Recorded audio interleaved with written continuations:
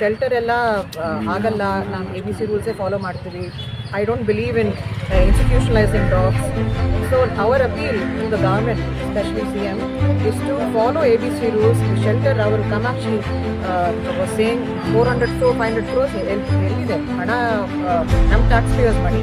So ABC rules, 1/10 of the cost, right? 1/10 of the cost ಆಗುತ್ತೆ. 10,000 ನಾಯಿಗಳಿಗೆ 2 crores ಆಗುತ್ತೆ. And communities ಇದೆ ನೋಡ್ಕೊಳ್ಳೋದಕ್ಕೆ, ನಾಯಿ ನೋಡ್ಕೊಳ್ಳೋದಕ್ಕೆ communities ಇದೆ. We have the first rabies helpline in Karnataka. ಒಂದು ರೇಬೀಸ್ ಕೇಸ್ ಇಲ್ಲ ನಮ್ಮದು, ಒಂದು 4-5 years ಒಂದು ಸಿಂಗಲ್ ರೇಬೀಸ್ ಕೇಸ್ ಇಲ್ಲ. ಬಟ್ ABC ಆಕ್ಸಲರೇಟ್ ಮಾಡಬೇಕು. ಇವತ್ತು ವಿಧಾನಸೌಧದಿಂದ 10 ನಾಯಿ ತಗೊಂಡು ಹೋಗಿದ್ರು. ABC ಸೆಂಟರ್ಸಲ್ಲಿ 200 ಡಾಗ್ಸ್ ಇದೆ.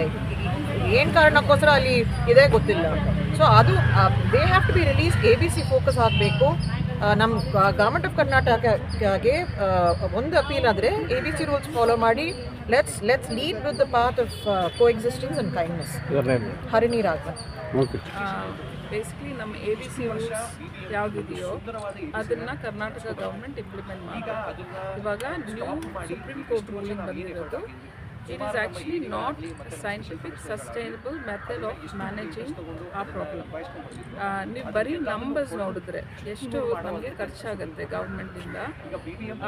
ಬೇಸಿಕಲಿ GP ಅವರು ಹೇಳಿದ್ದಾರೆ 3,300 rupees ಒಂದು ನಾಯಿಗೆ ಒಂದು ತಿಂಗಳಿಗೆ. ನೀವು ಬ್ಯಾಂಗ್ಳೂರಲ್ಲಿ ನೋಡಿದ್ರೆ 10% ಆಫ್ ದ ಪಾಪ್ಯುಲೇಷನ್ ತೆಗೆದ್ರೂ 10,000 ನಾಯಿಗಳಿರುತ್ತೆ definitely between college campus, hospitals, bus stations, train stations ಅದೆಲ್ಲ ಮಾಡ್ತಾರೆ. ಹಂಗೆ ಕ್ಯಾಲ್ಕುಲೇಟ್ ಮಾಡಿದ್ರೆ ನಿಮಗೆ 4 ಕೋಟಿ ಬರೀ ಊಟ ಮೇಂಟೈನ್ ಮಾಡೋದ್ರಲ್ಲೇ ಹೋಗುತ್ತೆ. 4 ಕೋಟಿ ಒಂದು ವರ್ಷಕ್ಕೆ. ಈ ನಾಯಿಗಳು 10 ವರ್ಷ ಇದ್ದರೆ 40 ಕೋಟಿ ಆಗುತ್ತೆ. ಪ್ಲಸ್ ಇನ್ಫ್ರಾಸ್ಟ್ರಕ್ಚರ್ ನೋಡ್ತೀರಲ್ಲ, ನಿಮ್ಮ ಫೆನ್ಸಿಂಗು ಮಾಡೋಕ್ಕೆ ಹೇಳಿದ್ದಾರೆ ಸುಪ್ರೀಂ ಕೋರ್ಟ್ಗಳಲ್ಲಿ. ಪ್ಲಸ್ ಕೆನಲ್ಸ್ ಬಿಲ್ಡ್ ಮಾಡಬೇಕು, ಶೆಲ್ಟರ್ ಸ್ಪೇಸ್ ನೋಡಬೇಕು. ಅದೆಲ್ಲ ನೋಡೋಕೆ ಹೋದರೆ ಅದು ಒಂದು ಇನ್ನೂ ಒಂದು 200 crores ಆಗುತ್ತೆ 10,000 ನಾಯಿಗಳಿಗೆ. ಅದು ಒನ್ ಆಫ್ ಕಾಸ್ಟ್ ಅಂತ ಇಟ್ಕೊಳ್ಳಿ. ಬಟ್ ನಮ್ಮ ಹತ್ರ ಎಲ್ಲಿದೆ ಇಷ್ಟು ಹಣ ಹೇಳಿ? ನಮ್ಮ ಗೌರ್ಮೆಂಟ್ ಹತ್ರ ಅಷ್ಟು ಕಾಸು ಇದೆಯಾ? ಕೊಡ್ತಾ ಇದ್ದೀವಿ ಸರ್, ಬಟ್ ಜನಗಳಿಗೂ ಗೊತ್ತಾಗಬೇಕು. ಜನಗಳು ಏನು ಥಿಂಕ್ ಮಾಡ್ತಾರೆ ಅಂದರೆ ಹ್ಯುಮ್ಯಾನಿಟಿ ಬೇಸಿಸ್.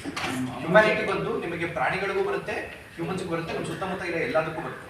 ಸೊ ನಾವು ಯಾಕೆ ಇದನ್ನ ಆಗೋದೇ ಇಲ್ಲ ಅಂತ ಹೇಳ್ತಾ ಇದೀವಿ ಅಂದರೆ, ಈಗ ಸುಪ್ರೀಂ ಕೋರ್ಟ್ ಹೇಳ್ತದೆ ಮಕ್ಕಳು ನಾಯಿಗಳ ಕಚ್ಚಿ ಸತ್ತು ಹೋಗ್ತಿದ್ದಾರೆ, ಅದರಿಂದ ನಾಯಿಗಳನ್ನ ತೆಗಿಲಿಕ್ಕೆ ಅಂತ ಹೇಳಿದ್ದಾರೆ.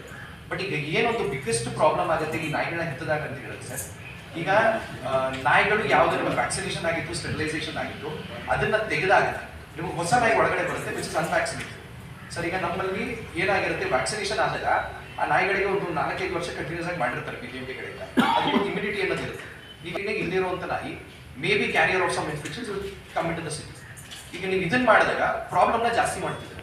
ಮತ್ತೆ ಇನ್ನೊಂದು ABC-ನ ನಾವು ಪ್ರಾಪರ್ ಆಗಿ ಮಾಡದೇ ಇರೋ ಒಂದು ಕಾರಣ ಸರ್, ನಮಗೆ ಬೈಟ್ ಕೇಸಸ್ ಮೋಸ್ಟ್ಲಿ ಬರ್ತಾ ಇರೋದು peripheral areas, inside the city ಅಲ್ಲ. ಈಗ ಕಾನ್ಸಂಟ್ರೇಟ್ ಮಾಡ್ತಾರೆ ನಾವು ಇನ್ಸೈಡ್ ದ ಸಿಟಿ. ಮತ್ತೆ ಇನ್ನೊಂದು ಅಷ್ಟು ಪ್ರಾಬ್ಲಮ್ಗಳನ್ನ ಮಾಡೋದ್ರ ಚಾನ್ಸಸ್ ಜಾಸ್ತಿ ಇರುತ್ತೆ.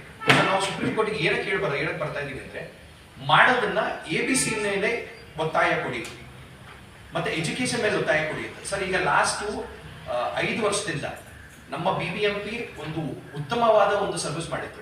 ಯಾವುದಲ್ಲಿ ABC ಮಾಡೋದ್ರಾಗ್ಲಿ, ಎಜುಕೇಶನ್ ಮಾಡೋದ್ರಲ್ಲಾಗ್ಲಿ, ಮತ್ತೆ ನಮ್ಮಂತ ವಾಲಂಟಿಯರ್ಸ್ಗಳನ್ನ ಇನ್ವಾಲ್ವ್ ಮಾಡಿ. ಪ್ರಾಬ್ಲಮ್ ಏನಂದ್ರೆ ಸರ್, ಈ ದುಡ್ಡು ನಮ್ಮ ಟ್ಯಾಕ್ಸ್ ಪೇಯರ್ ದುಡ್ಡು. ಸೊ ನೀವು ತಗೊಂಡ್ರೆ ನಾಯಿಗಳನ್ನ ಹೊರಗಡೆ ಹಾಕಿದಾಗ it is not feasible. So ನಮ್ಮ ಕಷ್ಟಪಟ್ಟಿರೋ ಟ್ಯಾಕ್ಸ್ ಪೇಯರ್ ದುಡ್ಡನ್ನ ನೀವು ತಗೊಂಡೋಗಿ ಒಂದು ಅನ್ಸಿಸ್ಟಮೆಟಿಕ್ ಮತ್ತೆ ಅನ್ಸೈಂಟಿಫಿಕಲ್ ಪ್ರಾಜೆಕ್ಟ್ ಮೇಲೆ ಹಾಕ್ತಾ ಇದ್ದಾರೆ. ಮತ್ತೆ ಅದು ಯಾವುದೇ ತರಹದ ಒಂದು ಸೋಷಿಯಲ್ ಇಂಪ್ಯಾಕ್ಟ್ ತರೋದೇ ಇಲ್ಲ.